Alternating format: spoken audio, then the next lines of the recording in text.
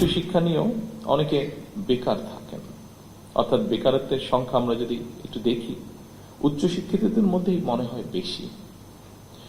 এর কারণ সম্পর্কে নানা মতামত রয়েছে, তবে মনে হয় একটি ব্যাপারে কম বেশি সকলেই একমত। একাডেমিক শিক্ষা অর্জনের পাশাপাশি দক্ষতা অর্জন করতে না পারায় মনে হয় শিক্ষিতদের মধ্যে বেকারের হার বেশি হওয়ার কারণ।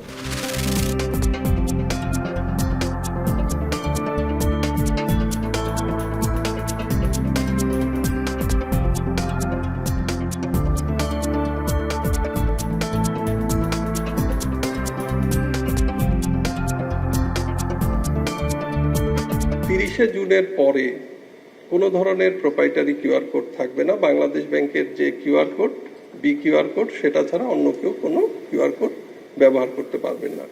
এর ফলে একজন অপারেটরের মার্চেন্টের সাথে আরেকজন অপারেটরের ক্লায়েন্ট খুব সহজে লেনদেন করতে পারবে। No political interference in financial sector. We are shortly forming Bangladesh Securities and Exchange Commission, completely non-political, and everything, all other banking sector যত appointment হবে পুরোপুরি প্রফেশনালি করতে হবে। এটা অনেক দূরে এগিয়ে যাবে আমি বিশ্বাস করি।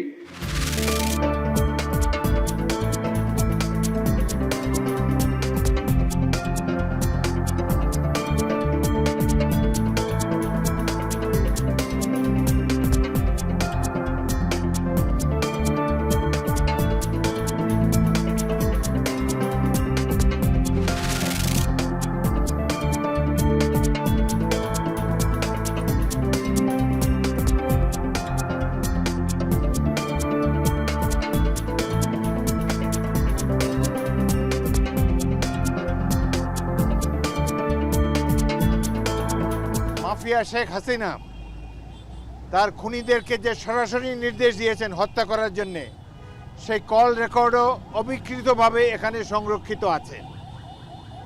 বাংলাদেশের মানুষ এইসব দেখে চমৎকৃত হবেন, দুঃখবোধে আক্রান্ত হবেন, আবার সাথে সাথে অনুপ্রাণিত হবেন ভবিষ্যতের লড়াইয়ের জন্যে।